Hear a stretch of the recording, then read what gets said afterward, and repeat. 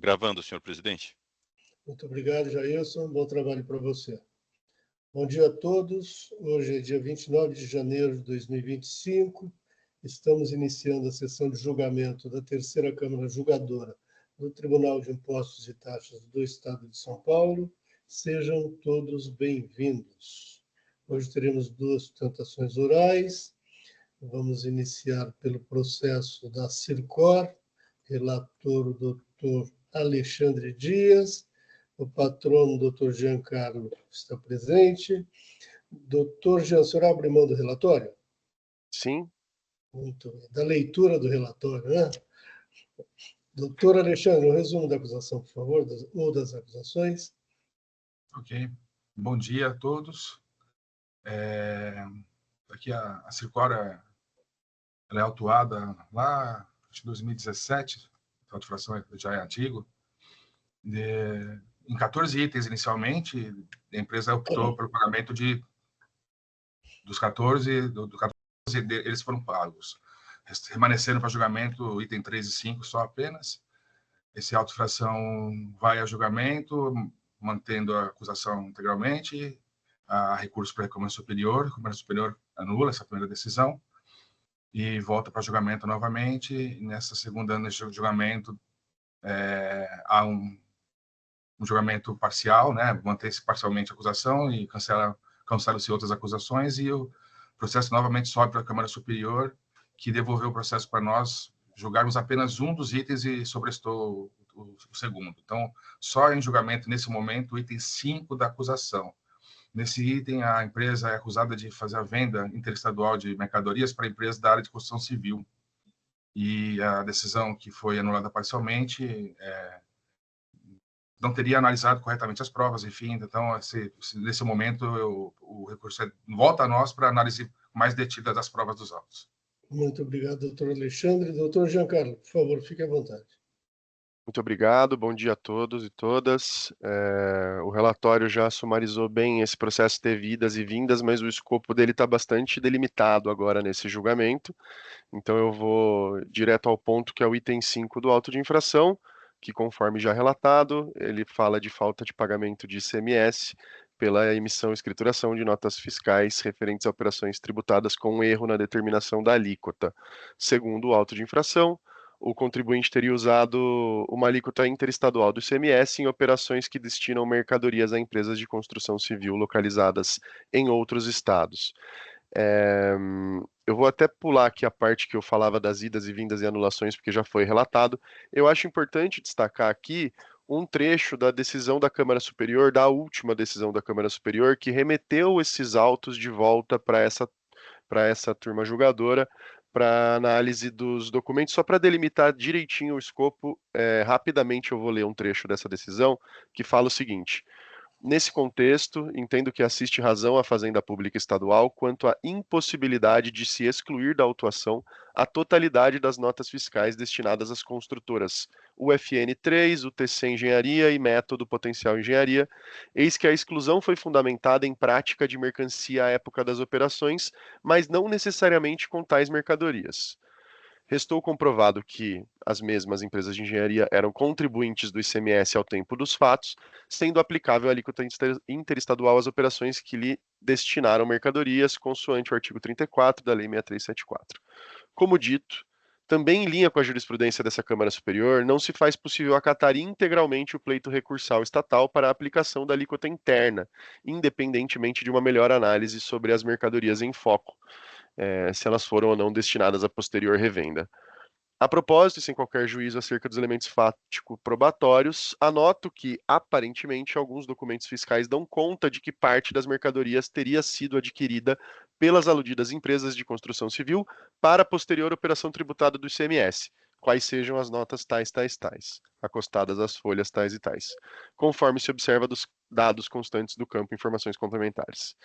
Assim, quanto ao recurso fazendário, em meu entendimento, ele deve ser conhecido e parcialmente provido para que se restabeleça a exigência do ICMS nas operações de venda interestaduais a empresas de construção civil, mas se e somente se tais mercadorias efetivas especificamente não foram adquiridas para revenda, tema esse que deve ser analisado pela Câmara Julgadora AQO em novo julgamento.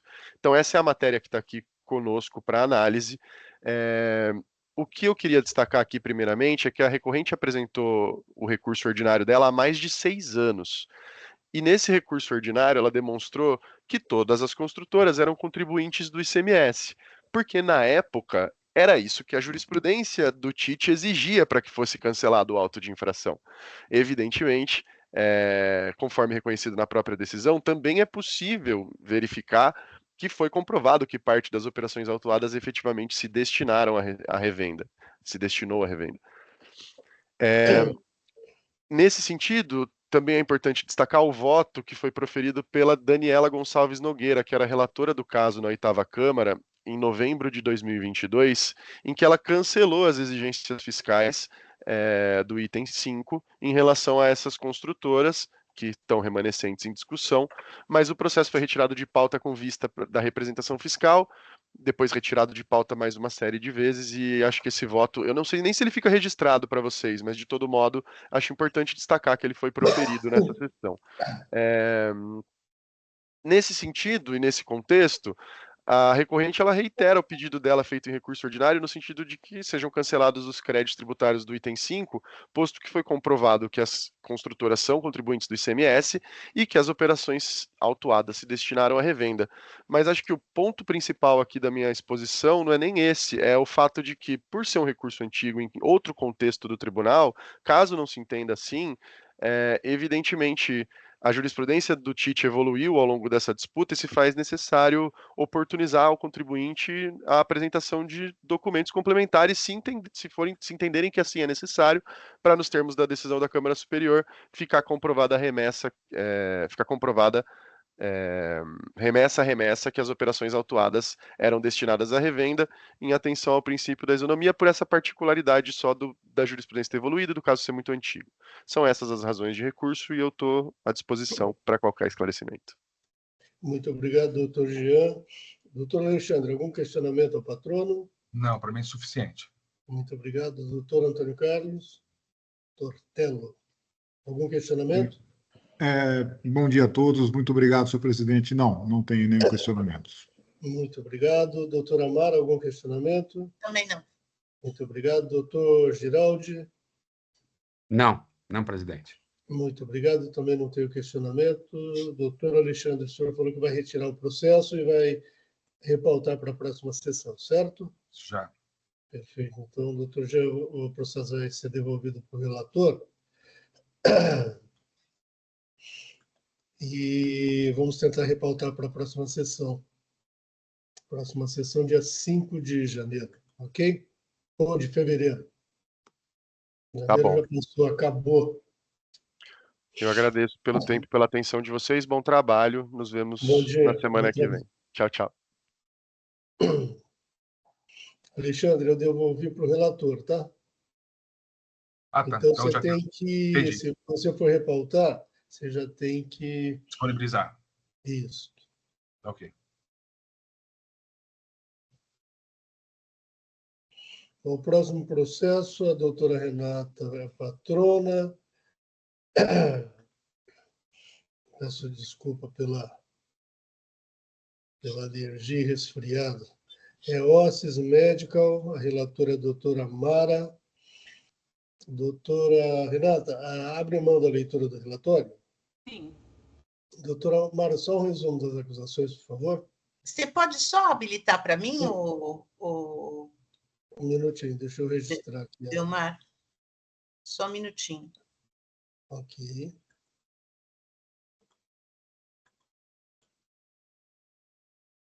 Muito bem, doutora Mara, já habilitada. Só um minutinho, tá?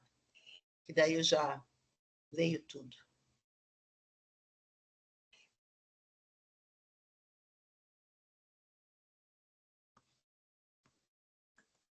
Bom, são uma, duas, três acusações.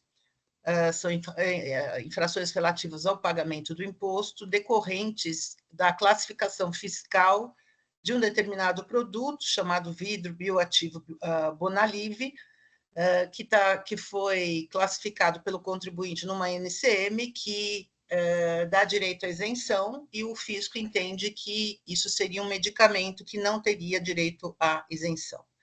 Então, ela deixou de pagar ICM no montante de tanto, por essa razão, deixou de pagar por meio de guia de recolhimentos especiais o valor de tanto, devido ao desembaraço aduaneiro referente às declarações de importação X e Y,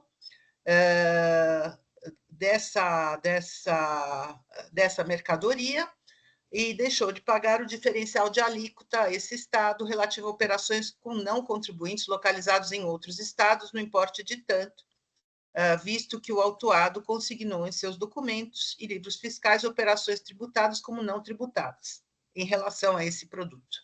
São essas as acusações. Muito obrigado, doutora Mara. Doutora Renata, por favor, fique à vontade. Muito obrigada.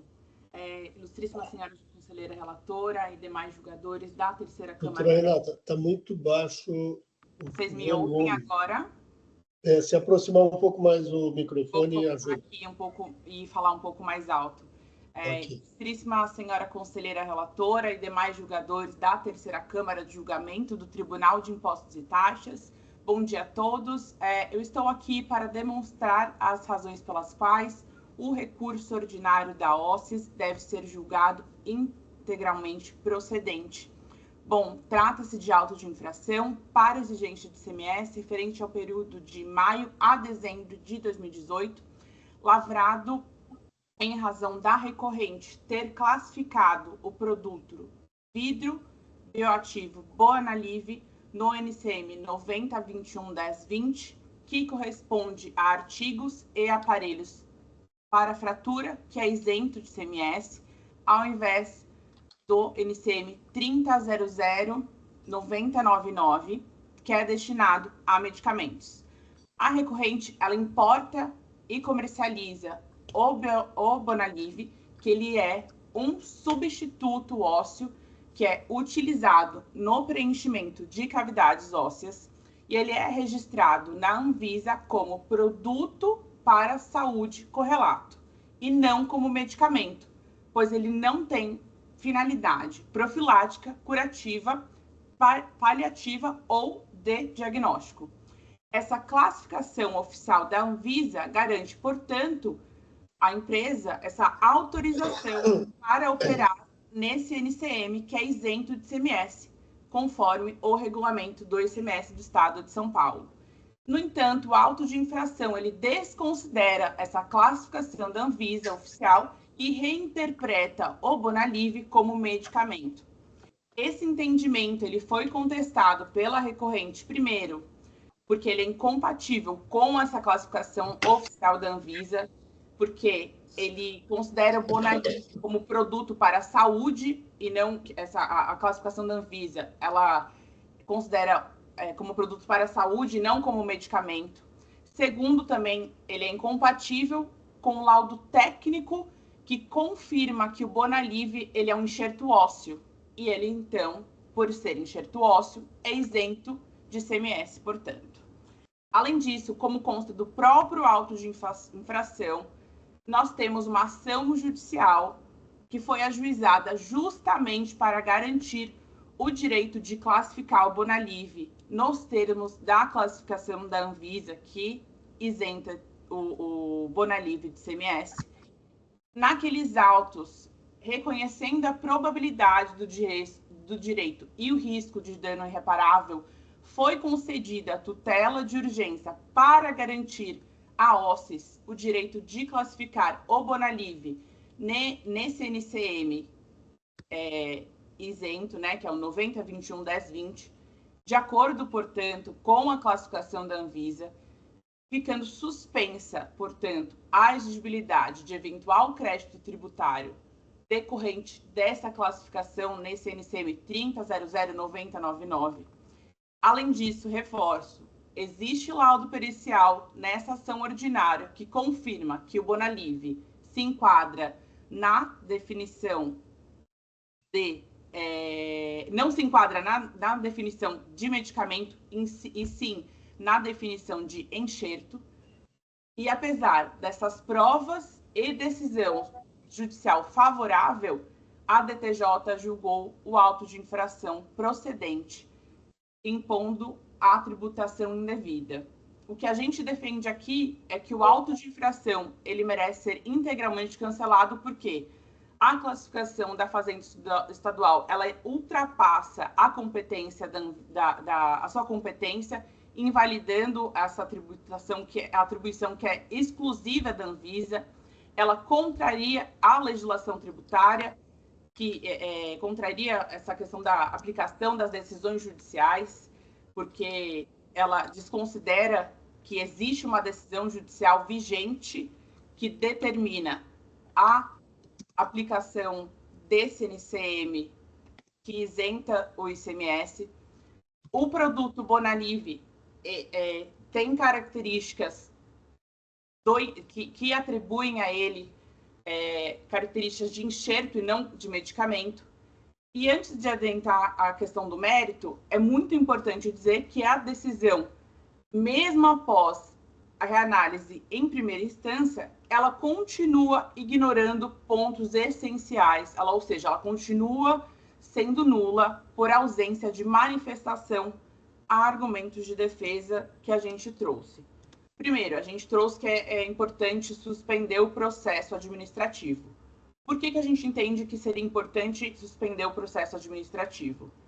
Porque se a gente suspende o processo administrativo, a gente espera julgar o processo judicial, que vai definir qual que é a classificação fiscal correta, e tudo em prol da celeridade, economia processual e preservação do erário, porque é a Justiça Federal que vai decidir qual é a classificação fiscal correta a ser adotada. Então, independente de dizer que a decisão não seria aplicável aqui, não faria qualquer sentido se, no final das contas, transitar em julgado uma decisão na esfera federal, nessa ação, vai impactar aqui para a gente. Então, não faria sentido transitar em julgado uma decisão judicial dizendo que o produto tem isenção, e aí aqui acaba o processo no TIT, ajuiza uma execução fiscal, e qual que vai ser... Qual que é como que fica a questão da economia processual, a preservação do erário? A gente vai estar gastando o dinheiro de todos nós com algo que não precisaria. A gente poderia suspender o processo. Faria muito sentido. Por que não suspender o processo, né? Também, essa decisão, ela continua sendo nula, porque ela se omite quanto à classificação da Anvisa. O Bonalive, ele foi classificado pela Anvisa como produto médico, como enxerto ósseo e não como medicamento, e a decisão é nula porque ela não analisa a situação, e ela também se omite quanto ao cumprimento da decisão judicial e aplica multa recorrente, e essa multa é indevida. Como que a OSSIS pode ser penalizada por estar cumprindo uma decisão judicial? Como pode ser imposta a OSSIS uma multa por estar simplesmente cumprindo com uma decisão judicial? Não faz qualquer sentido. Então, a decisão ela viola o dever de motivação dos atos administrativos, porque ela não enfrenta argumentos que seriam muito relevantes e foram apresentados pela recorrente. Então, a gente reforça novamente que o processo deve ser suspenso até o julgamento do processo judicial correlato. A decisão de primeira instância, ela se limita a afirmar de forma equivocada que os efeitos da decisão elas só seriam aplicados à Fazenda Nacional. Mas isso não faz sentido. A gente tem um laudo judicial que ratifica que o Bonalive ele não é um medicamento, e sim um excerto ósseo. A decisão no processo ela vai ser definitiva quanto à classificação correta, e ela vai obrigar tanto a Receita Federal, quanto a Cefaz, quanto qualquer órgão a observá-la. Então, a ausência de análise desse pedido de suspensão vai violar tanto o artigo 313, 5º-A do CPC, que prevê a suspensão de processos administrativos em caso de prejudicialidade, quanto o próprio artigo 15º do CPC, que prevê que os processos administrativos precisam analisar o Código de Processo Civil. Então, se a gente suspende o processo, a gente evita decisões conflitantes, tanto na esfera estadual quanto federal. A gente evita a incompatibilidade de decisões. Então, a gente entende que, sim, a suspensão do processo atenderia ao princípio da celeridade, economia processual, preservação do erário e preveniria gastos desnecessários com custas, honorários e eventual cobrança judicial, caso a classificação correta do produto seja confirmada na esfera federal. A gente repete, a gente tem uma liminar favorável, a gente tem um laudo, a gente tem perícia favorável. A sentença favorável é só uma questão de tempo. Então, seria muito importante que essa questão, principalmente da suspensão do processo, fosse realmente analisada. E como se não fosse suficiente, como eu disse, essa decisão, ela desconsidera que a classificação adotada está respaldada numa decisão judicial.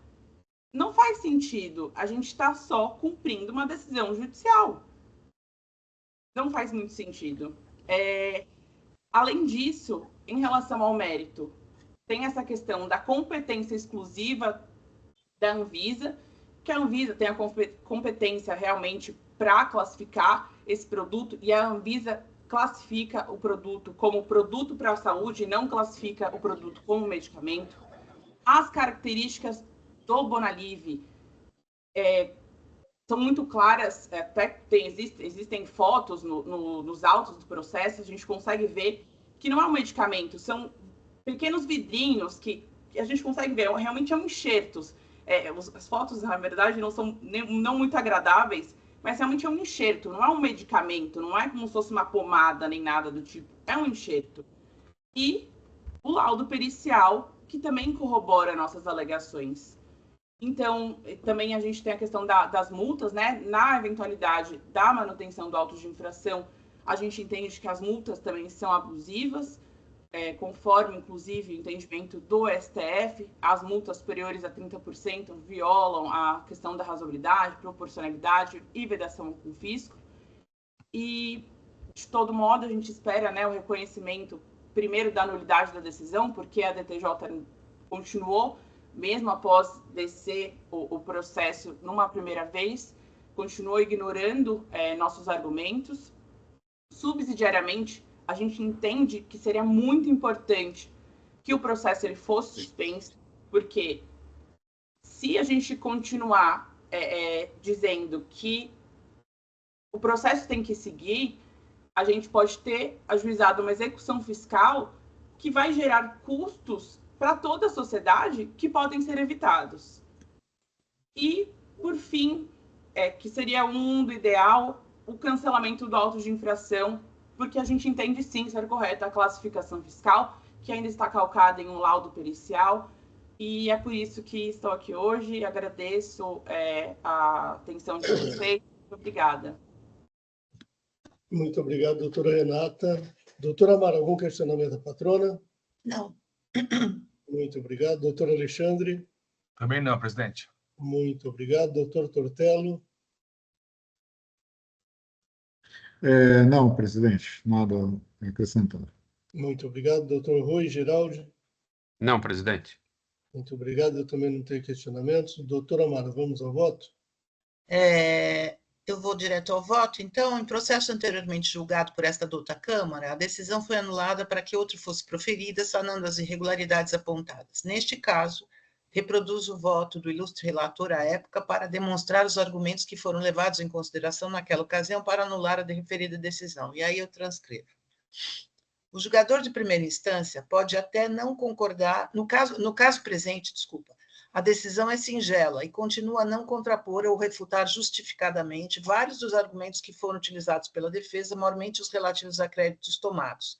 Além disso, por exemplo, não contrapõe o laudo judicial, que, embora seja proferido em sede de ação judicial promovida em face da União e não da Fazenda Estadual, abarca a classificação fiscal, que, como se sabe, é de competência da Receita Federal do Brasil e não da Secretaria da Fazenda do Estado, ou seja, aquela classificação fiscal que for definida naquele processo é a que deverá ser utilizada pelo recorrente em seus produtos e em suas vendas. e, portanto, impacta no presente lançamento, caso se decida que a classificação utilizada pelo recorrente é a correta.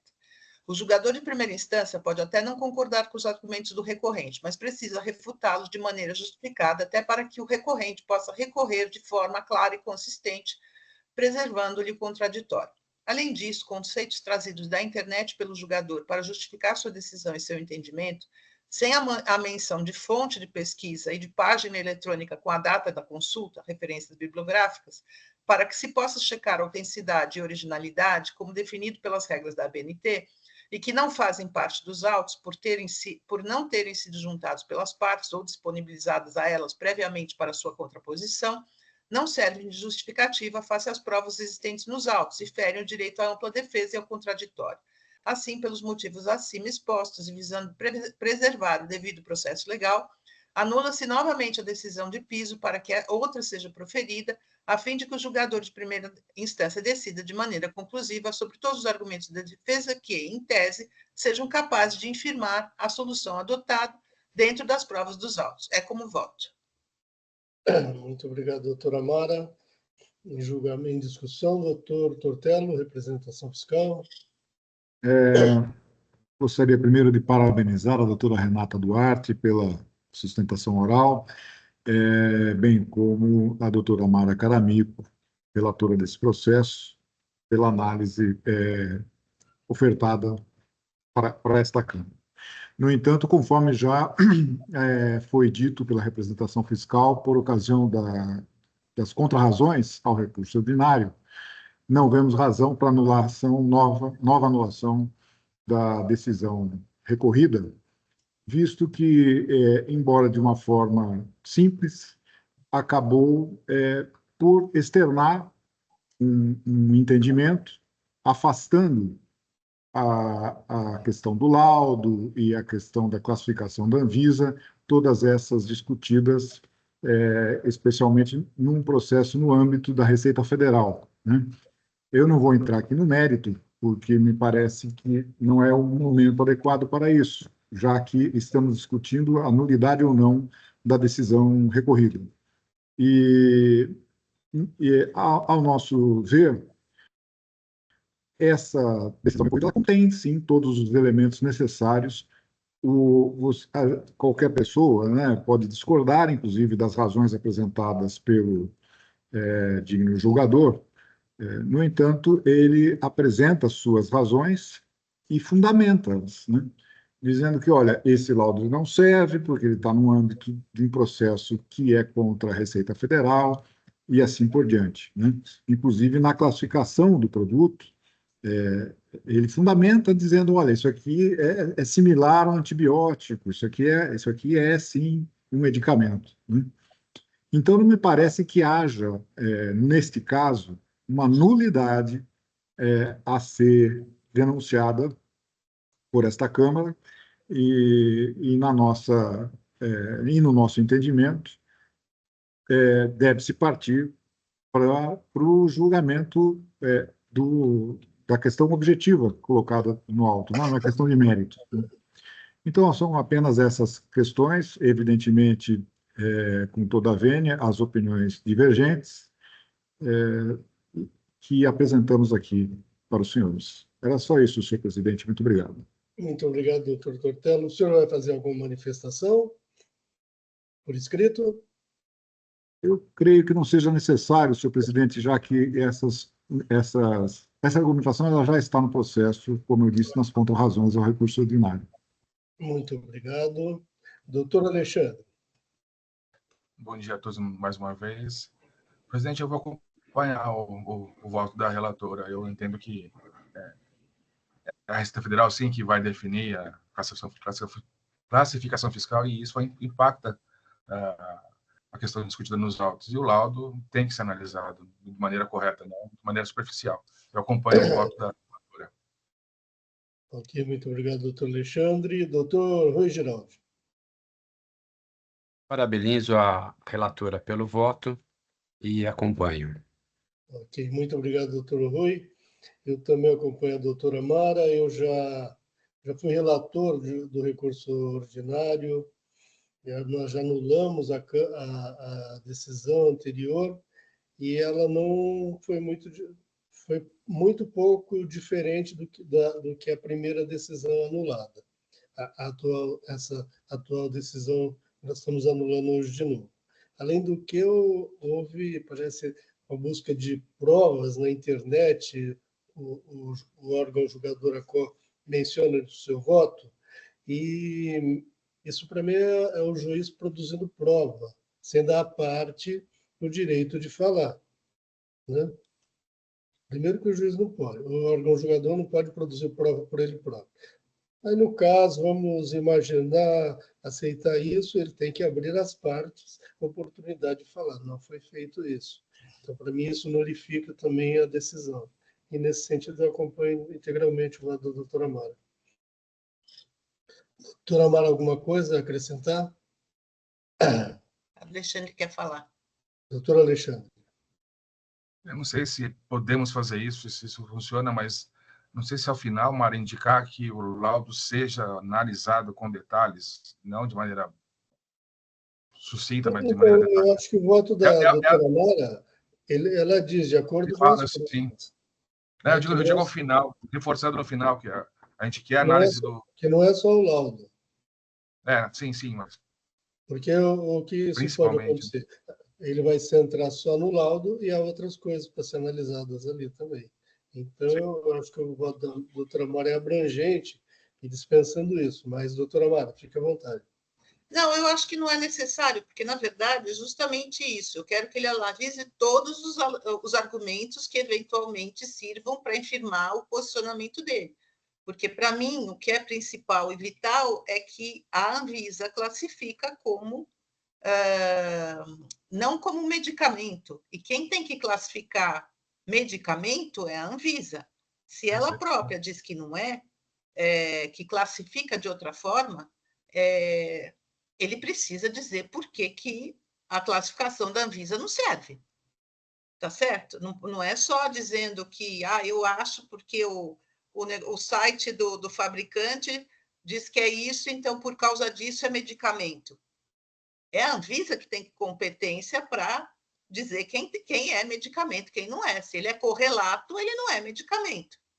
Ponto. Então, ele tem que, pelo menos, analisar e dizer assim, não, eu acho que é medicamento por conta disso. Então, se eu tem que se manifestar sobre isso. Exato. E afastar esse argumento. Exato. Ou manter ou afastar, dependendo. Exato. Então, por isso que não é só o laudo. Se eu focar só no laudo, vai dar besteira, de novo. Por duas vezes já... Essa é a segunda vez que está sendo anulada essa mesma decisão. Bom, podemos encerrar? Perfeito, então. O voto já está nos autos. Quórum.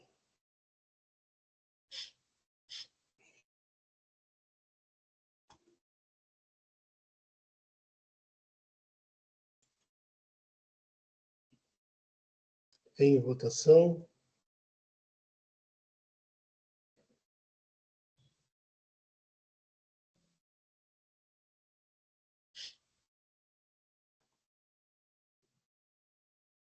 Encerrando a votação.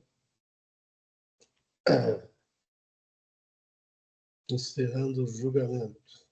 Doutora Renata, então foi anulada mais uma vez a decisão monocrática e vai retornar Obrigada.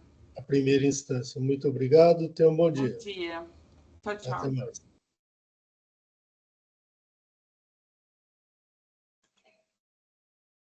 O último processo é a Trimed, eu sou relator, não há sustentação oral, não veio ninguém para produzir sustentação oral. Peço um minuto para eu juntar os autos. Minha voz está ficando pior.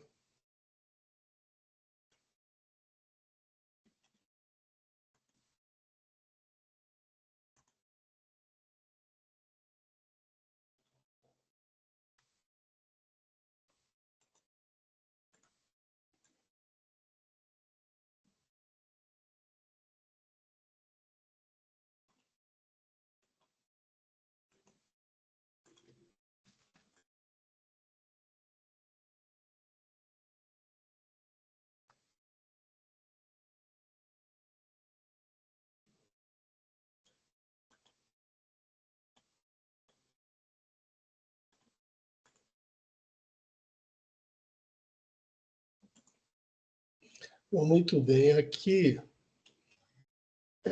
o caso envolve falta de pagamento do ICMS-ST, relativo à entrada de mercadorias emitidas por estabelecimento localizado em outro estado, que não tinha convênio estabelecido com o Estado de São Paulo. Aqui a obrigação seria do contribuinte do Estado de São Paulo recolher, e ele não recolheu. Na verdade, as notas vieram sem destaque do imposto. O contribuinte também vendeu como se fosse substituição tributária com imposto recolhido. E aí o contribuinte alega que não recebeu a ordem de serviço, não há termo de início da ação fiscal, etc. E tal. E aí eu estou convertendo em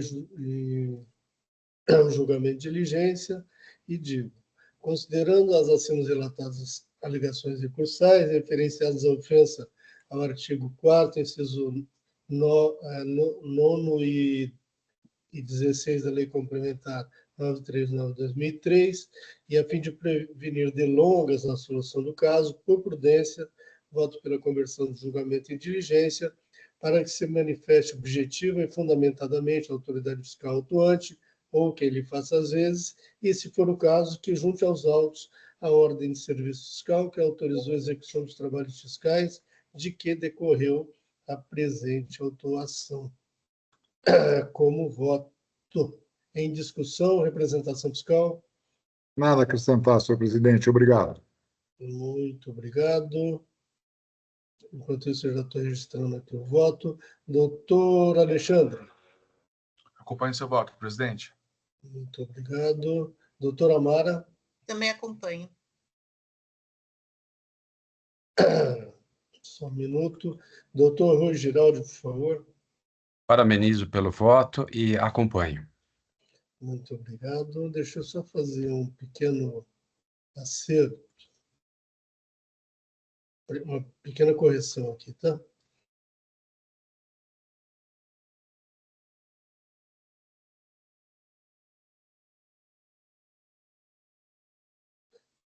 Muito bem, registrado o voto. Encerrando o debate. Quórum.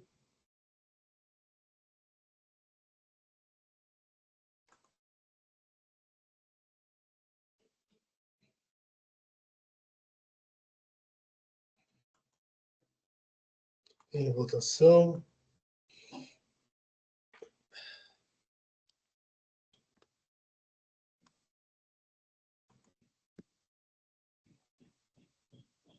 Encerrando a votação. Encerrando o julgamento.